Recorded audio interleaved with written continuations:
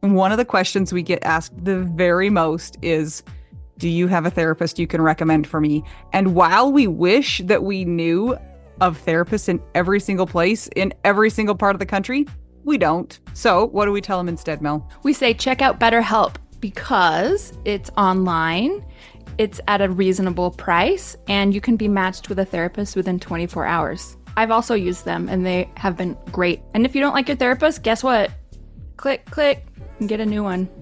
Absolutely. It's so hard when you have an in-person therapist, if you're not clicking with them, to cut them off and get a new one. So that's not an issue with BetterHelp. So we always tell people to try BetterHelp. And if you use our promo code, which is trybetterhelp.com/WWDN, you get 10% off your first month. Go ahead and try it out. That's trybetterhelp.com/WWDN. And you know what? I'm a big fan of doing therapy where you don't have to wear pants, but nobody knows about it. Are you wearing pants right now, Mel? I'll see you later. Bye. That's trybetterhelp.com/WWDN.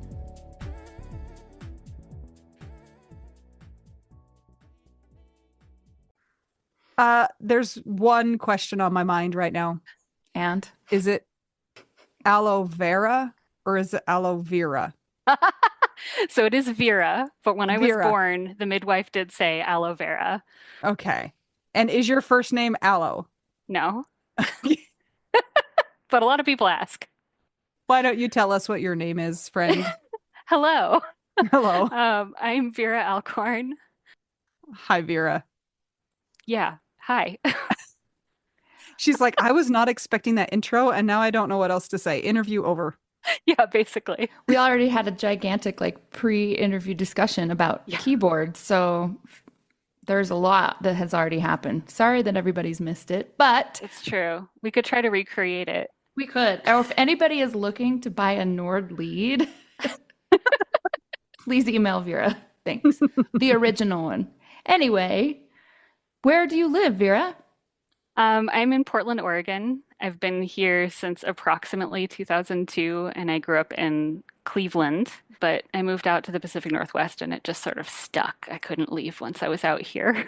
It was because of all the moss. It stuck on your shoes and wouldn't let you leave. Probably. Yeah. Mm-hmm. Mm-hmm. Not a lot of moss in Cleveland. Yeah, only in the metro parks, deep in the metro parks, but no. Vera, you are super intriguing to us because you have two sides of you. One is the widow side and one is your professional side. And so we want to get to a little bit of both of those things. But why don't we start with your widow side and then we'll transition to your professional side? Does that sound good? Yeah, totally. I mean, these are going to interplay with each other a lot because, life. My husband, Rob, died a little over 2 years ago. I think it's very funny that we ended up scheduling this in February because February is anniversary month of all the stuff. Mm.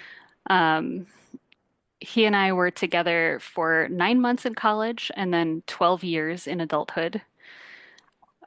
We met originally when I was a freshman in the music program and he was a senior in the music program, and he cast me in the musical that he wrote as the lead. He wrote a musical? Yeah, he wrote a musical and then cast me. He didn't write it for me. We met through that. Wow. Okay, wait. So are you a singer? Yes. You are opposite of me and Scott. Scott was the singer. I was the piano player. And then Rob's the piano player. You're the singer. Yeah. What was the role? Were you a cat? Were you a gnome? Were you an elf? Were you a Eve. human? Like Adam and? Mm-hmm. Did you wear clothes? Yes. Oh. It was very stylized, and we did it as a staged reading initially. That there wasn't that much blocking. But at the beginning, I was a kindergartner, and then we grew up throughout the course of the musical, and then we're adults at the end. It was lots of fun. He hated the musical. Adam? No, he hired someone else to be Adam. Oh. And then there were three angels. It was very cute. He always hated the musical later on, but I would sing stuff from it to him, and he'd be like, "No, don't sing that," but I like it. That's a fantastic origin story. Isn't that great? Yes. So I was a freshman. He was a senior. And I was an idiot So I broke up with him the year after he graduated and before my sophomore year. And then we drifted apart for 9 years. During that time period, the first job that I got with my music degree was in a veterinary clinic. Um, What? Wait, what? I promise it makes sense. One of the people who was hiring was also a musician. So she saw that I had a music degree and was like, we should hire this person. And so I got into veterinary medicine, and from there, I followed one of those vets to her new clinic, which was a holistic clinic that involved acupuncture. And from there, I realized I wanted to be a naturopathic doctor. From Eve to a naturopathic doctor in Yes. one linear line.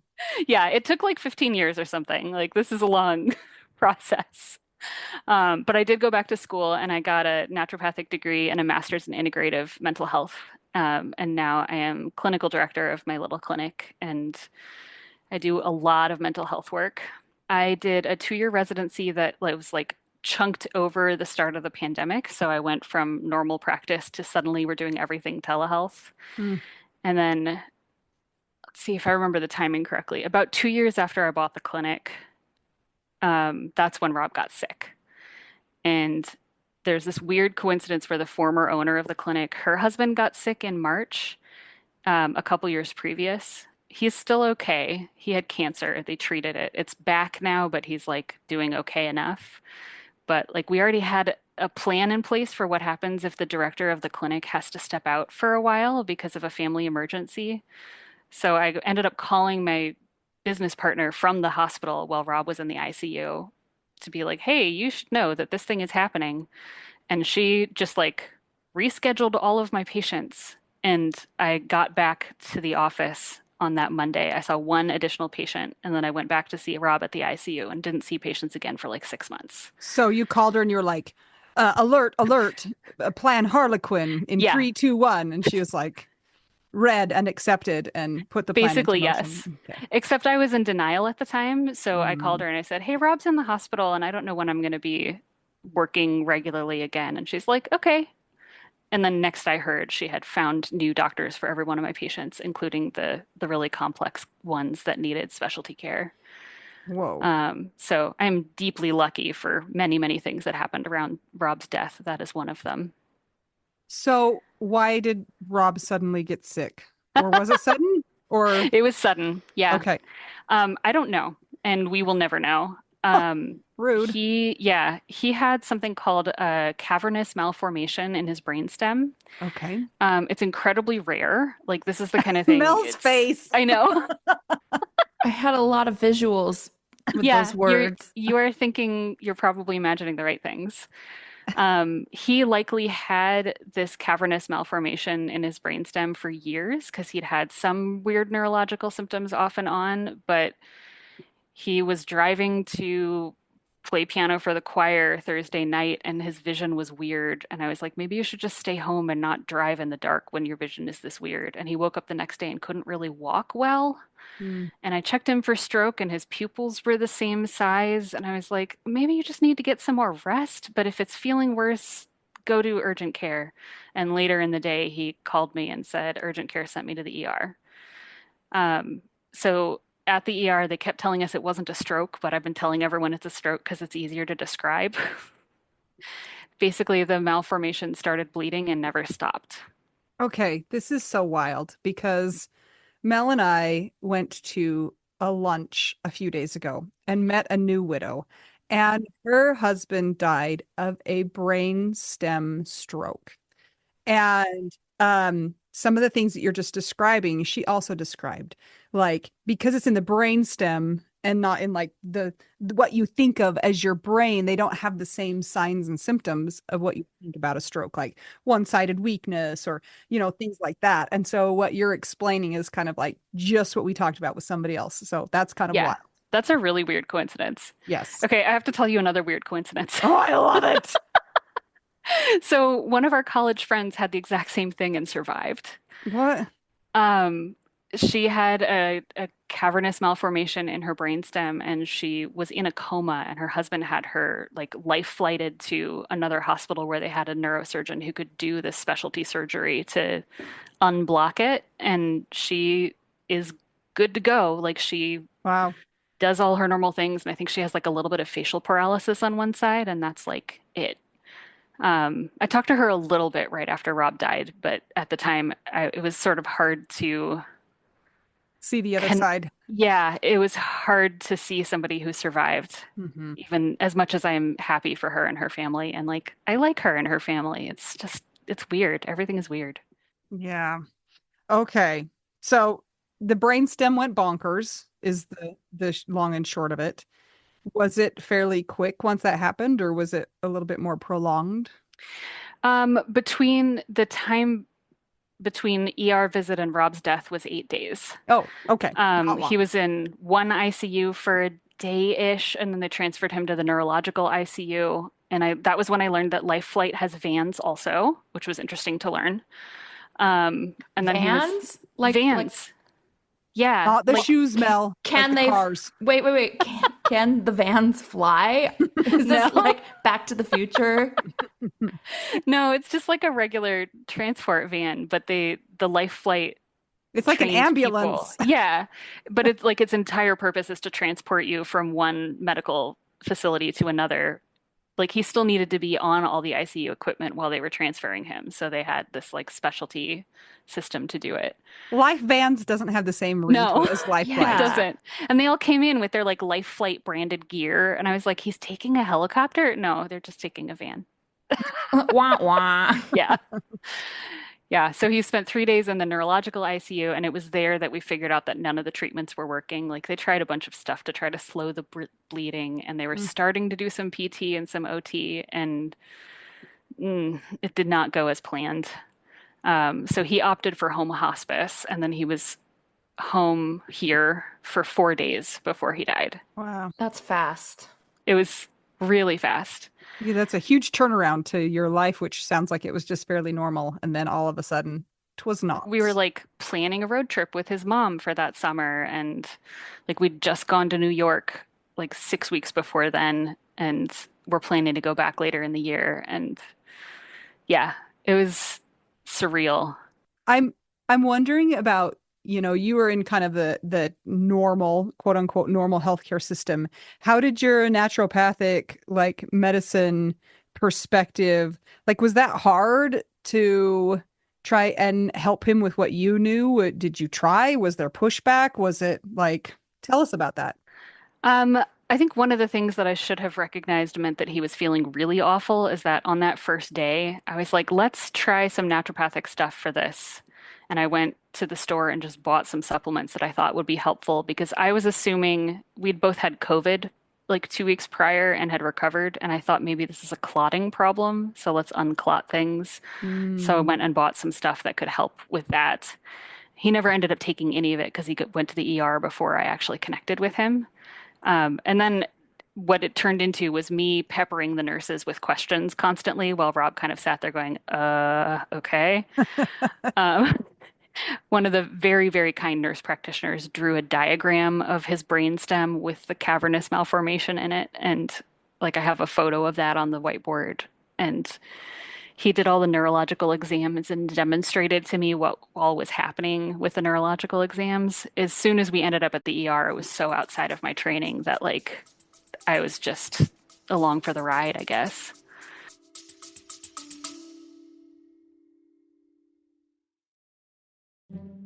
Hey guys, just checking in and want to say if you are enjoying this podcast, And you want to see it keep going, maybe it's helped you through your widowhood journey and you think that it might help others on their widowhood journey, you can support that cause by joining our Patreon. some of the things that you get as a Patreon beneficiary are ad-free episodes, so you don't have to hear ads like this. You also get exclusive content, and at a certain level, you might also get an exclusive t-shirt you can only get that place. That is true. It's pretty cool. There are 4 different tiers available, so check it out. It's patreon.com/WWDN.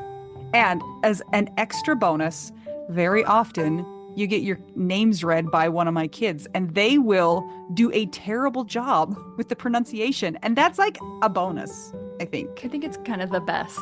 I would much rather hear somebody butcher my name than say it correctly. A child butcher it than an adult do it correctly. Yep. So go to patreon.com/WWDN to keep our podcast going and support the widowed cause. Yes! Thanks, guys! Back to our regularly scheduled program.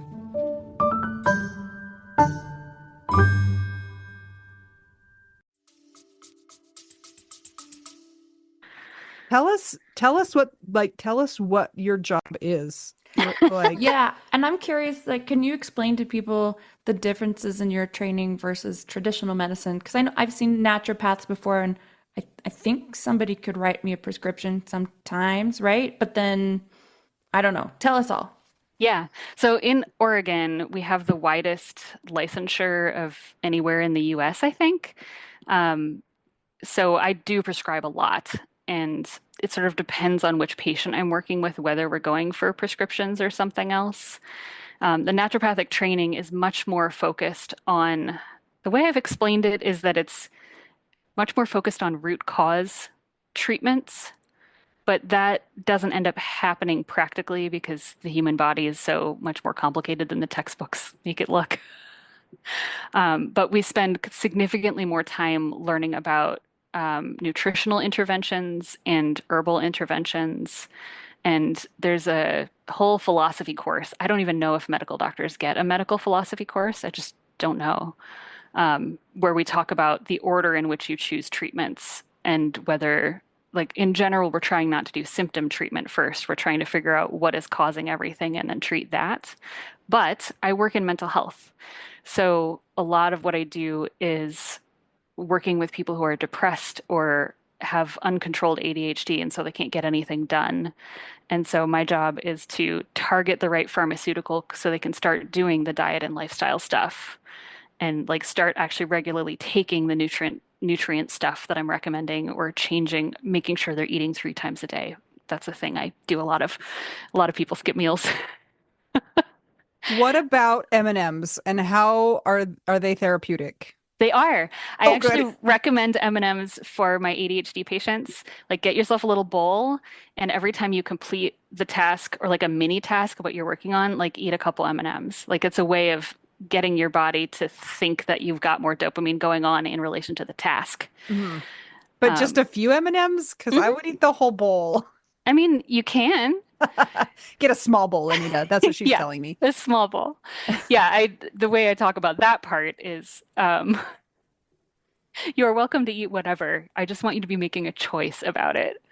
So Uh, if you know that shoot. eating a whole bowl of M&Ms is going to make you feel crappy later, you're making a deliberate choice for the short-term gain versus the long-term pain. Yep. Yep. Yep. I also sit down and eat like an entire sleeve of Oreos on a regular basis, so whatever. Perfect. I can Okay. talk about it. I can't do it. Yum. Okay. I'm fascinated by all of this, especially because I have a number of children who could probably benefit from some of your services. What does the schooling look like comparatively? Like we know that doctors are doing med school and then residencies and fellowships and things like that. How does it compare in those terms? So, I went to a 4-year medical school. It took me 6 years to get through it because I had medical stuff come up in the middle.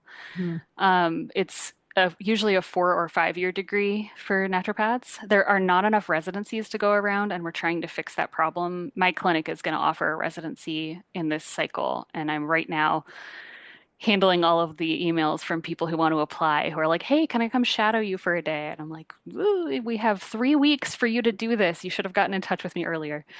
Um, so I was lucky enough to do a 2 year residency focused on the mental health work that I'm currently doing. But a lot of people just get that 4 or 5 year degree and then go out and hang a shingle and try to figure out what they're doing.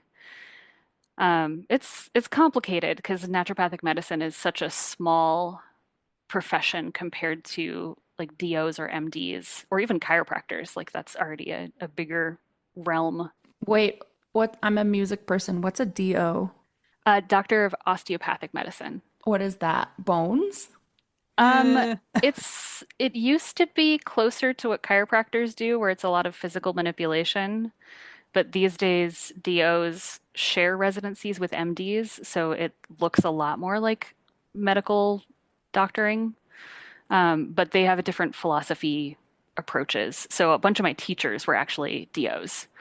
Like they're interested in working with naturopaths. Yeah. That's amazing. Okay. So back to Rob and your life and your situation before that. So how long had you been married? Do you have kids? What was your life like after he died? Yeah. So I'm a kidless wid. The medical thing that came up when I was in medical school was cervical cancer, and I had a Oh, hysterectomy. that little thing. Yeah. Yeah. Um, and at that point, Rob and I had already long decided that we didn't want to have kids together. And so it was just like a foregone conclusion to just say, well, no, that's not happening.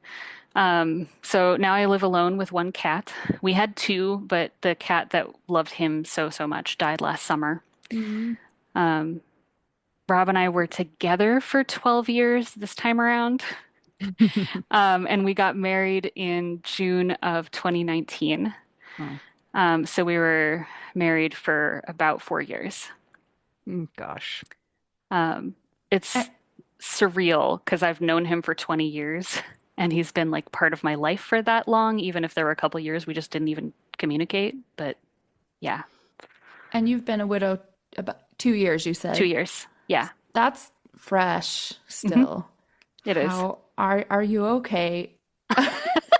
Am I okay? I don't know what you're asking. What does that Um, mean? I don't know. I don't know if I'm okay. Right now, I have two therapists. I did a bunch of grief groups. One of my therapists, this is a weird coincidence. Her husband died from a neurological thing 8 years ago, I think. So, like, when I called her from the hospital, I was like, hey, is this okay if you support me through this thing? Because this might be difficult. And she was like, no, it's fine. It's old news now. But it's nice to have a widow on the team. And then the new therapist I'm working with is doing somatic therapy because I am one of those people who likes to think their way out of feelings, and it is causing problems. So I'm trying not to think my way out of feelings anymore. This kind of leads me into what I was wondering about because when when you have some of the skills that you have, you might try and fix things for yourself. And have Yes. you been successful in doing that? Or have you not even been tempted to try because it's just been like all just too much? And fix is the wrong word, of Yeah. course. No, but I know what you mean. So I brought my little notebook because I wanted to show you guys. Um, I knew that there were some behavioral things I needed to do as soon as Rob died. So I made myself a checklist of the first 6 weeks after he died. And each one of those little boxes is, did I have breakfast, lunch, dinner? Did I go for a walk? Did I see another human?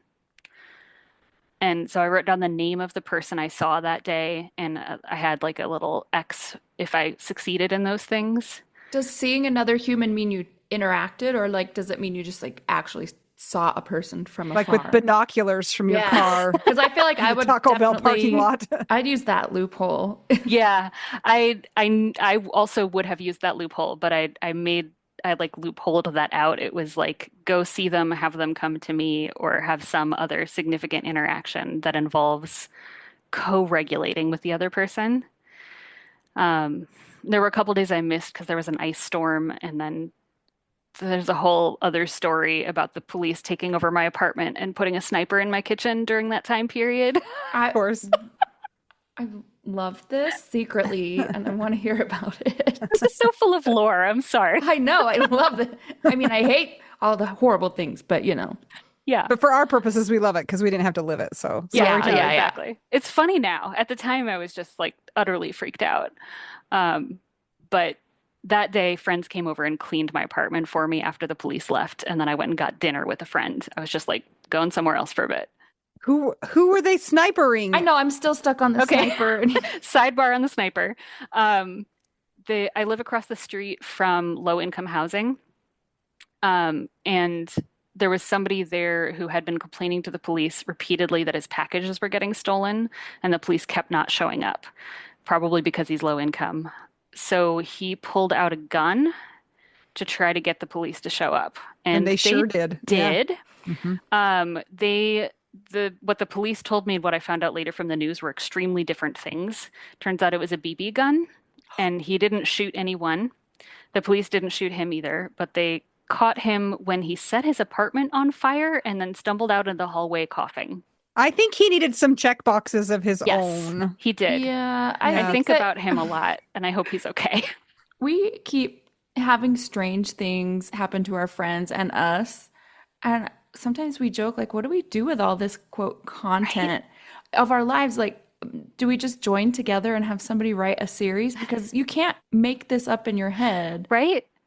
Yeah, So and like I bizarre. still had all of the food sitting out from our vigil after Rob died. So I was like, have some snacks, police who are now in my apartment. Did What? they partake of it? No, but they did have some water from the sink.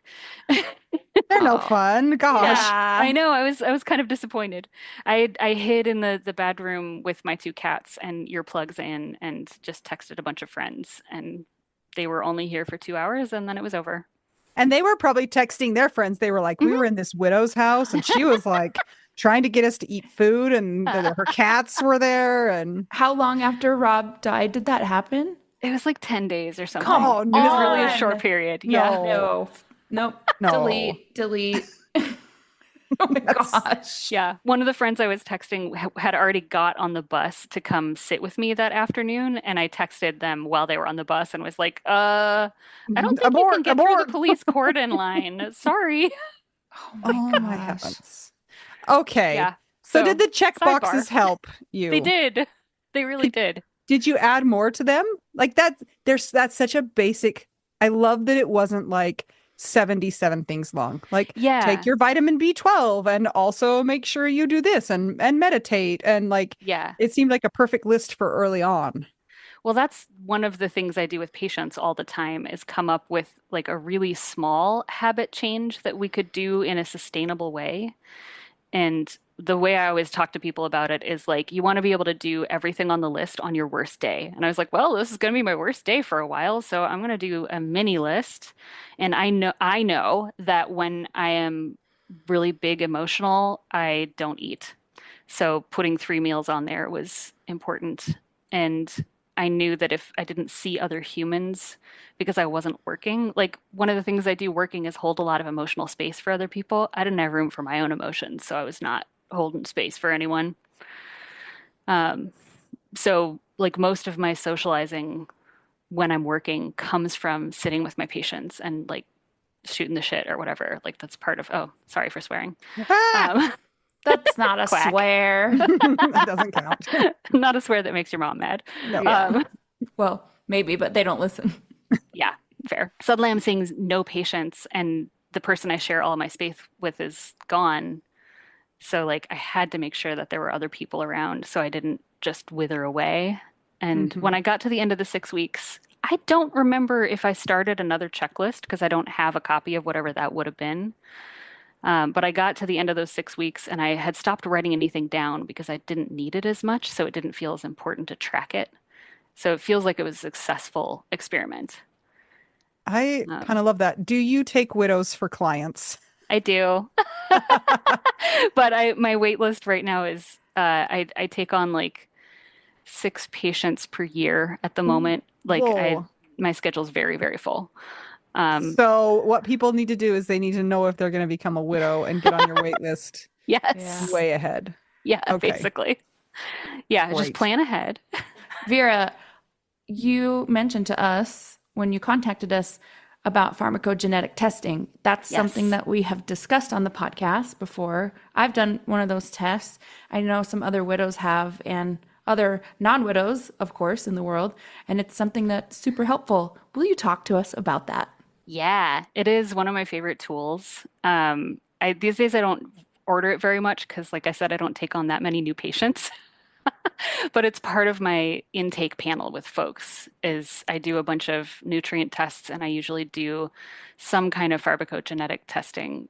Um, the Wait, yes, tell us what it is first so that we understand. yes. So I'm going to try not to mention the names of any companies in the way I'm describing it. because there's a bunch of companies that do this right now, and there's a lot of controversy on it. Pharmacogenetic it's a compound word. Pharmaco is, like pharmacology, medications, and then genetic. And these tests look at your genes to see whether your body is more or less likely to respond to different psych meds, and also to determines the not quite the right word.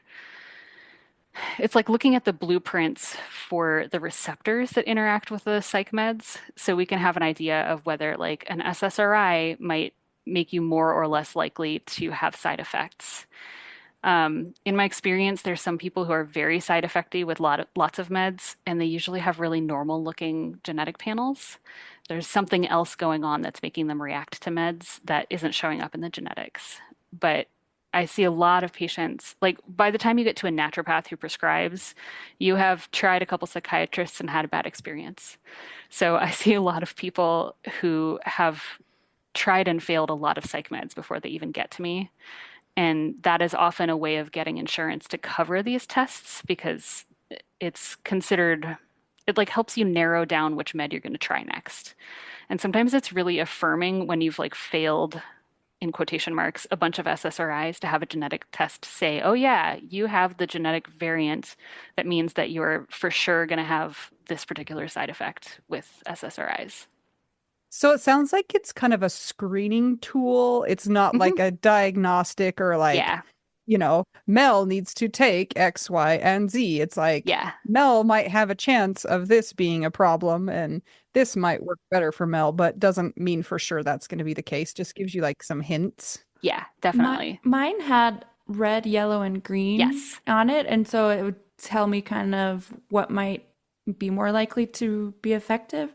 And then I want to say it had some other, I don't know if you'd call them psych meds. It was like if you have seizures, this seizure medicine might work better. Or Yeah. and one of my friends who is a PA looked at my printout and she's like, "This is so interesting." And I'm like, "It's so cool, right?" She's like, "Yeah, but what I find interesting is that it looks like if you are to have pain, it's probably due to inflammation based on looking at your Hmm, genetics."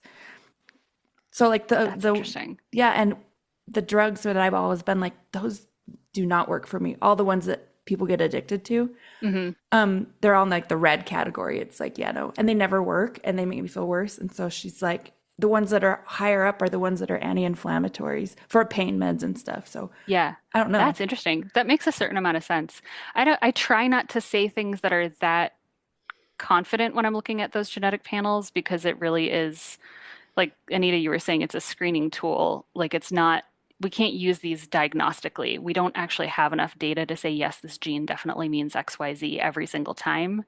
But the thing you're pointing to, Mel, I see this a fair amount where people have variants in some of the receptors that work with opioid medications. And then they just like, it's all side effect, no effect when they try opioids around surgery or any kind of pain management.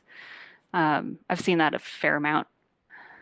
And a bunch of the anti-seizure meds that are on there are used as mood stabilizers, and I treat a fair amount of bipolar. So that's uh, part of the picture of what I'm looking for if somebody comes to me with bipolar and has failed, quote unquote, a bunch of other meds. I usually like to say that the medication failed them, because it's not like your body is wrong. Yeah. These meds are the tools we're using. And your Hmm. body can change over time, right? Mhm. With Yeah. like hormones and stuff. And so have you had experience where one test said one thing and then maybe years later you order another one and it's changed? Not with the genetics. Okay. Um, like the if a genetic panel changes, that tells me that one or the other lab made an error. Mm. Or they're Um, a mutant. or they're a mutant, Yeah. or they could be a chimera. Like it's Yes. possible that we collected cells of one part of the chimera on one time and the other part of the chimera the other time, but Hmm. that's like extremely rare. It doesn't happen very often in humans. But I did actually run the test twice on one of my patients a couple years ago, because he insisted. He just loves seeing new tests. And I switched from one pharmacogenetic company to another. So I was able to get him a comped test because they wanted to know whether it would look the same. The panel was identical, and their recommendations were, I would say, different-ish.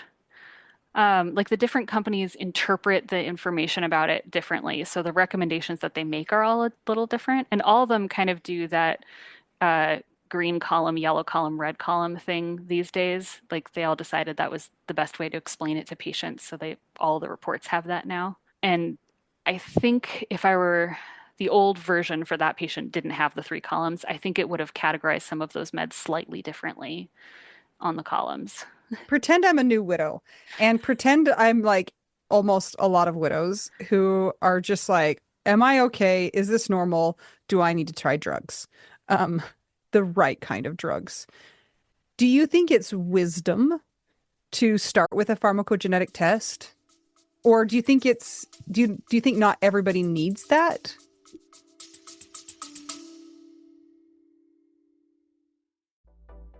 Anita, I hear we have a store.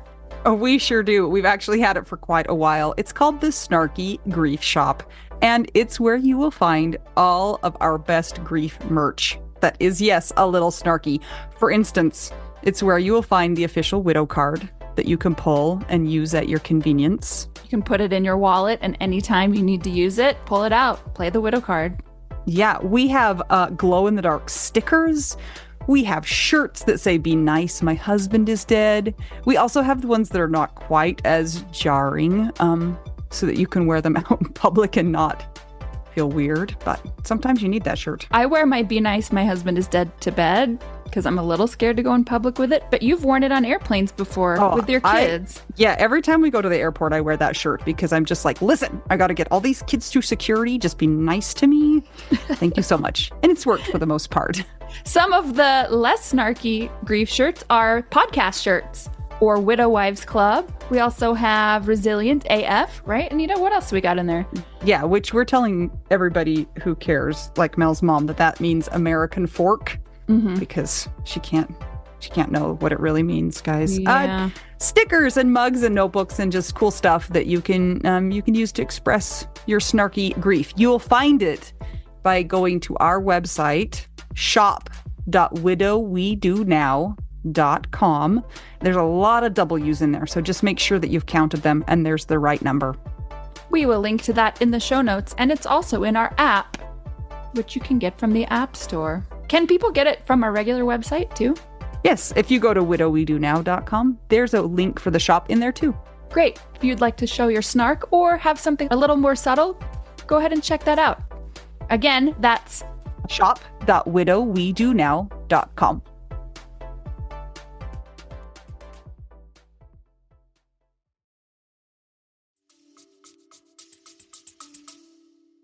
I would love to run one on everyone, but that's because I'm a nerd. I want to know what's going on under the hood. Like, this is what I talk about with root cause thinking, is like sometimes there's genetic stuff that is going to tell us things that we didn't know we needed to know ahead of time. But I really would base that decision for a new widow coming into my office based on how acute things are. Like, if you are freaking out and cannot sleep at all, I'm just going to start you on something, and then we can do the genetic testing. Okay. But if things are just plodding along, but you really need to try something at some point soon, we would do the genetic test first and then pick a med. So it sounds like to me that maybe it's reasonable to just start where you know where you are, like just start wherever that is. Mhm. And then if things aren't going well, then try and move towards something like the pharmacogenetic testing. Yeah. Yeah, and that's often what I do with folks. Can pharmacogenetic testing be used for other things like diabetes or something like that? My guess is yes. The only pharmacogenetic test that I'm aware of that isn't psychiatric is the company that I run through right now also has a cancer drug genetic test, which is cool as heck, and I hope I never ever have to use it for anyone. Yeah. How much does it cost? I mean, maybe that's not a fair question, but it runs from $0 to like $500, depending on which company you're going through and what your insurance will cover. I was gonna say choose the $0 one. Yeah, I'd choose that. Yeah, for most of the companies I've worked with, they have enough funding that they can write off any tests that I run for someone on Medicaid.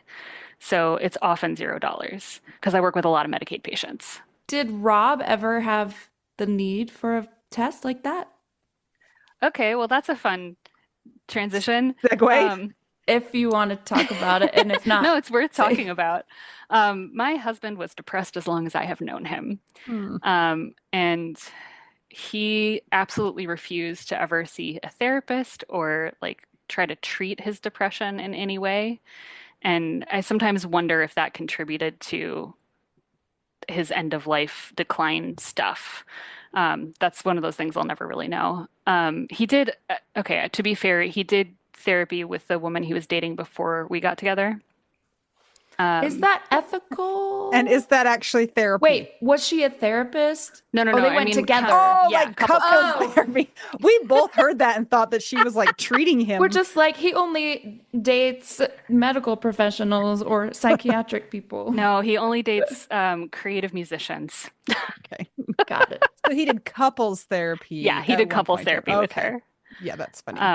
And I think that helped him a lot. And at some point when I was like, hey, what about therapy? He was like, but I already know everything about myself. Classic. Oh boy. Yeah. Yeah. And like when I say Rob was depressed as long as I've known him, like when we were in college dating, at some point he told me that he planned to die when he was 40 because he didn't want to live that long. Whoa, that's Um, Oh, heavy. that's not isn't even that that weird? long. How I old Yeah. was know. he? He was like 22 at the time. He died And when he was 22? oh, no, No, oh sorry. no, no. Okay. I was like, the He math was is not 22 when he mathing. said that. Okay. He was 42 when he died. Okay, so So he Oh, like, outlived him. right? He outlived his predictions. By 2 years, Wow. which it still kind of blows my mind. Like if there's a lot of things about the end of his life where I'm like, if I could go back in time and tell myself this happened, I wouldn't have believed it. Because of his depression and because of like, did that affect your marriage? Like, was it hard to be married to Rob sometimes? I've done a lot of soul searching since he has been dead about our marriage. Because it was definitely a forever marriage for me. Like I would have been happy to be married to him for the rest of my life. Um, and looking back on it, there was a bunch of things that were not optimal, partly because of his depression and also partly because of my own stuff. Like there was places that we clashed. No marriage is perfect. Hmm. And interestingly, I found a checklist on his computer when I was cleaning stuff up later, which included like on a long list of like pay mortgage and invoice such and such company for such and such show. Somewhere on there it said couples counseling, and I was like, what? I wish he Whoa. had said anything about that to me when he was alive, And also, but did he send the invoice? Because he did did not. ah oh, I know he died without sending a couple of those invoices, and so he just never got paid for those. However, the church that he played for continued to pay him and then me his full salary for a couple months after he died. oh, So, not the church comped his memorial, but the choir he was playing for continued to pay his salary for a couple months. good. Yeah, it was that's very so sweet. kind. Because Yeah, usually I feel like nobody's nice. They say they're nice and then they're yeah. not nice. Musicians can be very nice. Some of my friends gave me their gig pay for like a couple gigs. They were so Oh, nice. wow. I That's so know. nice. And everyone's Yeah, poor, so it meant more. right. Yeah, no, exactly. Yeah, I mean, Rob on his deathbed. Okay, I have to tell the story now. Um, the day he was in the neuro ICU and we realized that he wasn't going to survive, the nurses came in and handed me a notebook and a pen, and they said, "Okay, you got to write everything down now.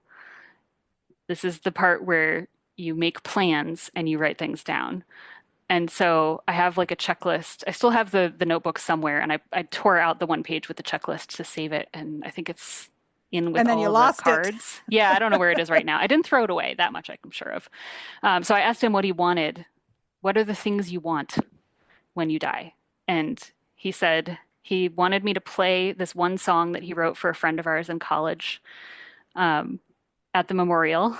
And he wanted me to get the recording he was working on of Firebringer back to the folks who did Firebringer so they could have the video. I failed at the second one. I tried, but they kept ghosting me.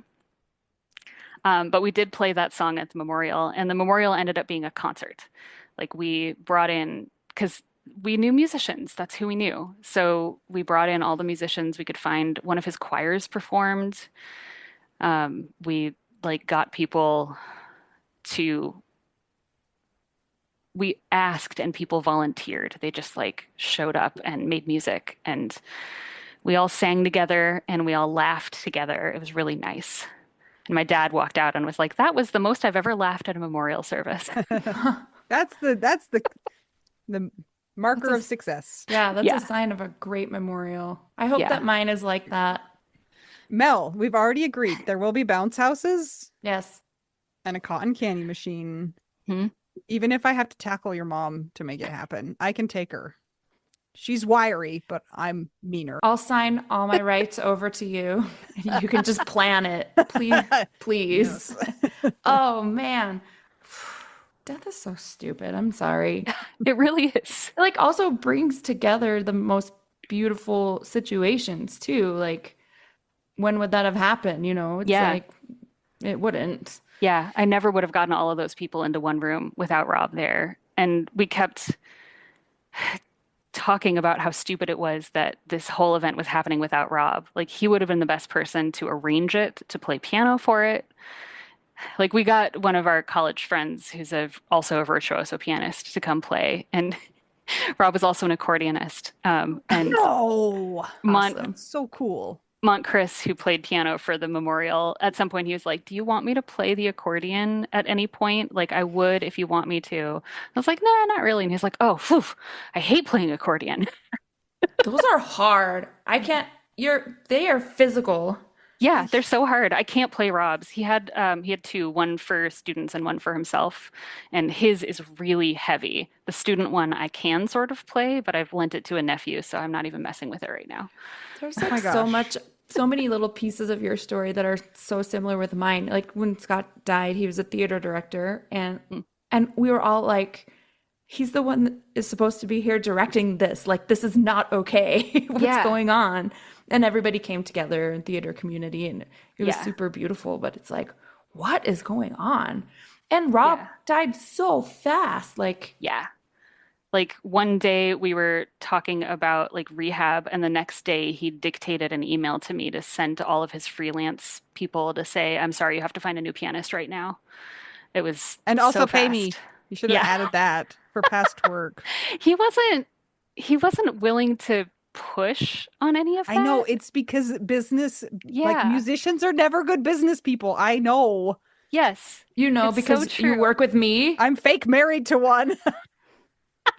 I was real married to one Okay, but you're and not good at it either, I'm not good at it Anita. either. Oh no, So I'm let's, terrible. yeah. We're both bad at it. yeah, I think like by the time Rob and I were together, he had figured out this whole system for invoicing and like he was extremely organized and I could not figure out any of it when he died. It's just like, I'm sorry. Just handed everything to a CPA to be like, "Can you fix this?" Bye. I what what else did Rob dictate to you or ask about in that lit in that like how would you do that? They say you're supposed to write everything down now. Like that's so Basically. much. What did I you even mean, address? it was clear that it was about like future planning. He'd already given me all of his passwords before this happened, and he'd handed his phone off to me already. And it turns out some of his passwords didn't work, even though I was able to log in on my phone when he gave them to me. I couldn't get it to work after he died, and I regret that.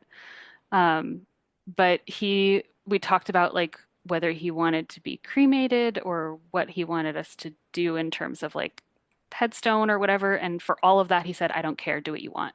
Like Hmm. he just did not care at that point. I knew he wanted to be a tissue donor. That was important to him. But because we had just recovered from COVID right before he got sick with this, he was still testing positive, and I couldn't get anyone to take any of his tissue. And I have some regrets about that. Um, That's hard because you have yeah. no control over that either. Yeah. And we were already recovered. Like, we were still testing PCR positive, but that stays positive for weeks after you have COVID. Hmm. I'm sorry. I wish I had like something to say about that, but that just sucks. Yeah. It's just one of the things about the whole thing that was just stupid and I had to deal with. And Yeah. now it feels like just part of the story I'm telling. At the time, it was heartbreaking. Hmm. Like I Hmm. felt like I was letting him down by not pushing harder. So what does life look like for you now? You're 2 years out. I assume you have gone back to work because you're only Mhm. taking 6 new patients a year. Yes. Like what does your life look like? So I work full time. It is half time at home in the office. You see me here, and half time in the clinic. Me and my business partner are expanding the clinic. So like a lot of my effort is towards training the new providers, both naturopaths and nurse practitioners, and working on trainings that we can do that don't involve me training each person one on one every single time. I have started working on presenting continuing education to other doctors. I did one little presentation at the beginning of this month, and then I'm doing another one this Friday. Note to self, never schedule two of those in 1 month again. That was a bad idea. Um, and I sort of, in relation to that 6 weeks list of go see a person every day or have a person come over every day, I have leaned really heavily into going out and being with my people. So, like, there's a weird coincidence in which my chosen sister, who is my college roommate, um, her family became estranged from her father a little bit before Rob died. So I decided to step in and fill in the gap that Grandpa used to be in for her kids. And like, there's no way I'm going to be Grandpa, but now I tutor them in math pretty regularly. I pick them up from school every Friday and we play video games. Um, So you're and like Aunt Grandpa now. yeah, basically. And I did go on a bunch of dates last summer and learned that I really didn't want to be dating. And I spent the first year after Rob died deliberately learning new things. So like I took a knitting project with me to the ER, and then every time I tried to knit after he died, I just couldn't because it was just like too close to it. So I taught myself to crochet instead. And now I do both. Wow. Um, I've never met I feel like the crochet and the knitting world are like the Montagues and the Capulets. You're the first person I've ever met that does both. really, that's so funny. I Also, mean, I think you're right about the Montagues and Capulets. Like that feels real to me, but I do know other people who do both. admittedly, I'm not deep in the crochet slash knitting world. So, That's fair. okay. Yeah. I also was incredibly lucky in that first year. I started a newsletter when Rob got sick, and then it like pivoted immediately to here's how we're taking care of Vera in the newsletter. And people would just like come out of the woodwork to be like, here, let me take you on a day trip to the wildcat rescue in rural Oregon, where you get to play with wildcats in the little enclosure and go look at tigers. It was amazing. Anita, And take me there. I shall take thee there. right? They like so this is one of the like earlier I said I worked in vet clinics. The person who took me on this was the woman who runs the acupuncture vet clinic that I worked at second. And she's their vet right now. So they needed her out there to do something for one of the tigers that they had just adopted from Siegfried and Roy. Oh, Oh, Yeah, that's a whole other story. But they needed me not to be present for that. So they just like dumped me in one of the wildcat enclosures that was full of domestic hybrids because okay. they knew that I knew how to handle cats because I've worked in vet clinics for a while. And so they were just like, these are the ones you can pick up, these are the ones you can't. I would have Bye. died. And I just spent an hour in there with these like Bengal hybrids that were all half wild and adorable. did they have Um, those because people were breeding them and then couldn't take care of yes. them? Yeah, they rescue animals that people think are pets and are wrong about. Okay. Note to self. Yes. This is worse than the knitting crochet Yes. crossovers. I would not want any animal that is any percentage of wild to pee on anything because their pee is the most horrendous I had smelling no idea of where you all were time. going. Vera, back me Yes. up. It's horrible. That should just be reason alone, other than the fact that like they They shouldn't might really be domesticated cats. they And might Yeah, eat your face. they might they'll eat your pee on your, face. yeah, they'll eat your face. You Yeah. might die. Yeah, like The pee is bad. half of the cats in that enclosure were there because of urination problems in the household that attempted to domesticate them. I feel like we've Mm. taken a weird left turn here. You know what? We This is what, have. look, you are outnumbered, Anita, I know. because she's a creative like me, even though she's So, in the medical so we're profession. talking about wildcat pee. Okay. Yep. Yes. Well, Check hey, it off the bingo people list. want to adopt an animal, and then they're looking online and they're like, oh, maybe widows might want to do that. They're like, oh, I'm sad and I need an animal. Don't get one of those. Get something else. Thanks. Yes. Get something that is not a hybrid or not half wild, please. And don't get a half wolf dog.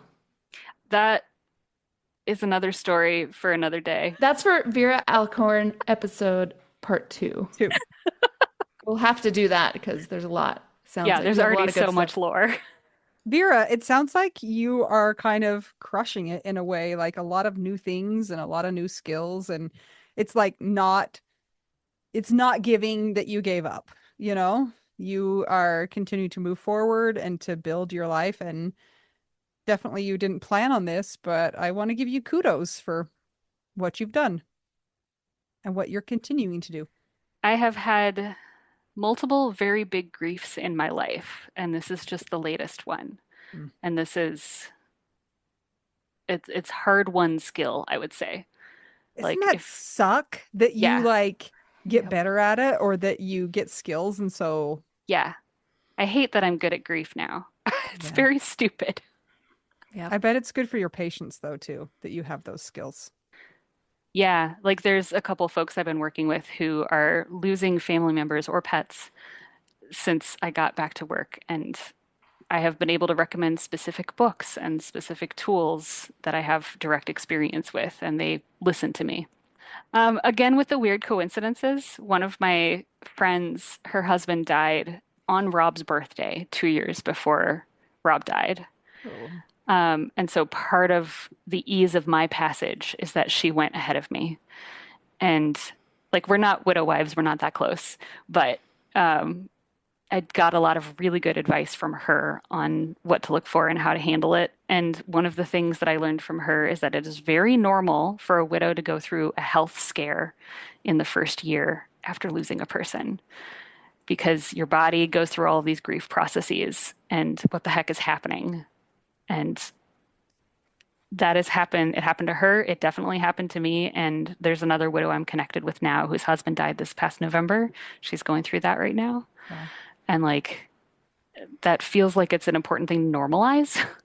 It's a physical process, grief, you know. Yeah. Sometimes we treat it just as if it's mental, but Yeah. It's such a huge thing. I feel I've had my entire like 7 years has been a gigantic health scare for this, but whatever. Yeah. I'm not done with what came up last year. Like we're still Yeah. working on that stuff. And as much as I look normal today, I have bad days like anyone. we never said you looked normal. Just kidding. Okay, that's fair. We just said you're crushing it, which, you know, I'm joking. You look normal. I don't even know what that means. what is Yeah, I that? don't know either. You have Yeah. two eyes, a nose, a mouth. Like, I Yeah, don't know about I'm ears. basically symmetrical. I'm Yeah. sitting upright. Yeah. You're alive. Pupils are equally round and Yes. reactive to light. Like that. Here, look at my finger as I bring it towards the camera. Ooh. Your vestibular ocular reflex is working. Yes. Thanks, Doc Martin, Anita. You're welcome. You guys got to talk about your thing now. It's true. I don't know. The Venn diagram. Vera, we have an important question that we need to ask you. I forgot you were going to ask this. Oh, are Yeah, you we- unprepared? Maybe. Well, Good. ask me. This is perfect. I Let's forgot- take it. we We'll take forgot a to 10 ask it minute. last week, I know. so you got to answer real good. Assuming you eat cheese, what is your favorite cheese? So I can't really eat cheese anymore, unfortunately. I had a feeling. But yeah, speaking of health problems, my favorite cow-based cheese is brie. And then my favorite non-cow based cheese, there's this little cashew creamery that sells these little spreadable cashew cheeses at my local farmer's market, and it is so good. And it's And I a need to remember thousand to go get it. dollars Yeah, it's a so expensive, package. but I need to I'm remember to go get some. I'm disappointed because I thought you were going to give us your favorite cow-based cheese, favorite cashew-based cheese, and your favorite camel-based Oh, cheese. gross, Camel Anita. cheese. Just I've never Ew. tried camel cheese. Neither have I. I just made that up. I'm sure it's a thing, but Probably. not here. Vera, thank you so much for joining us today. Yeah, this is We fun. declare you normal in every way. Oh I no. think Anita is the abnormal one, thinking about camel cheese. I'm traumatized now. You were the one who brought up the cat pee. Okay, true, fair. Yeah, I never but said I was already- normal. We were already talking about wildcats at that point, so it was normal to well, to we were go to talking there. we were talking about cheese. It's totally normal to go to camel cheese. Okay. Thank you so much for joining us today. We hope all of you have enjoyed listening to Vera. If you'd like to keep the podcast going, will you check out our Patreon? It's patreon.com/WWDN. If you'd like to buy us tacos, go to buymeacoffee.com/widow we do now. And we always appreciate a very kind rating and review on Apple Podcasts and Spotify. It helps with the algorithm and all of that nonsense. So please and thank you. Until we get to talk to you again, I'm Anita. I'm Mel. I'm Vera. And we are just two young widows and one very normal and soothing aloe vera. And we're all just trying to figure out, widow, We do. now.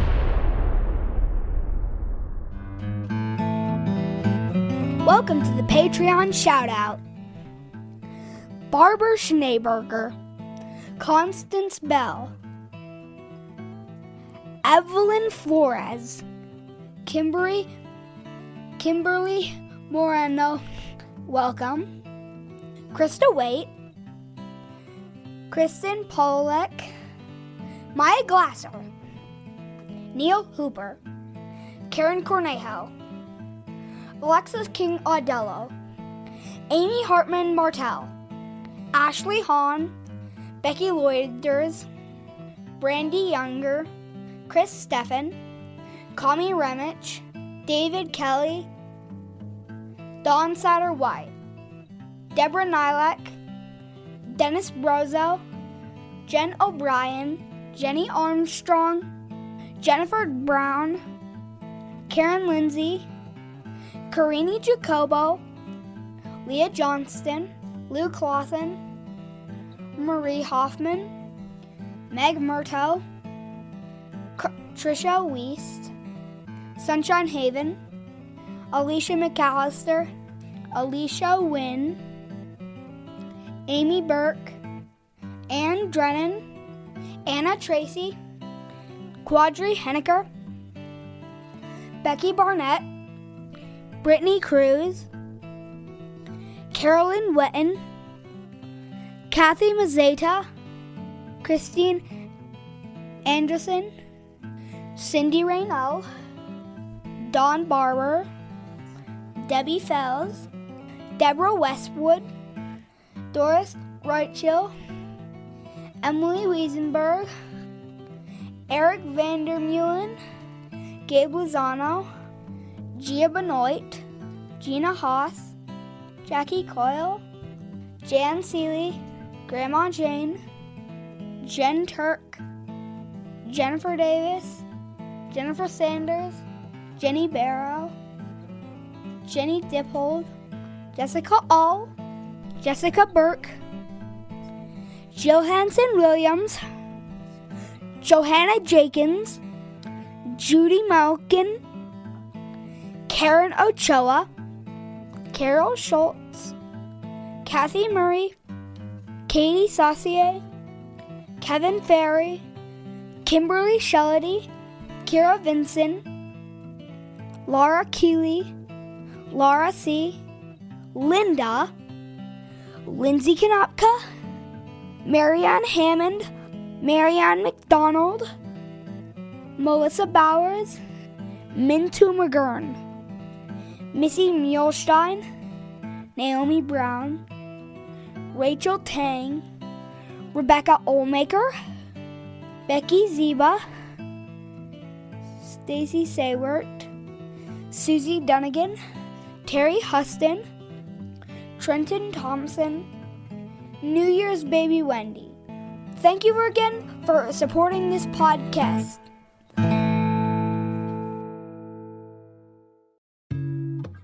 Mel, Yeah, we have a major announcement to make. go for it.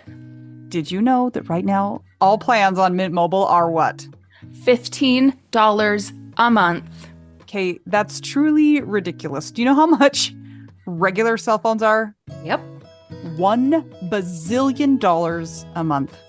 15 is less than that. New customers get 3 months of unlimited premium wireless for $15 a month if you sign up right now. And guess what? I use it. I love it. I've used it all over the country, all over the world, and it's great. And if you're wondering about phones, they have those available as well, or you can just port your own number and your current phone over to Mint Mobile. They make it so easy. So if people are interested in trying out Mint Mobile, how can they go about doing that? Go to trymintmobile.com/WWDN. And you know, it's interesting. When my dad died, we actually put his phone on a Mint Mobile plan because it kept his number going, but it was $15 a month. So there you go. And there's different storage plans, but you might as well just get the unlimited because it's $15 a month. Absolutely. All right, go try it today. That's trymintmobile.com/WWDN.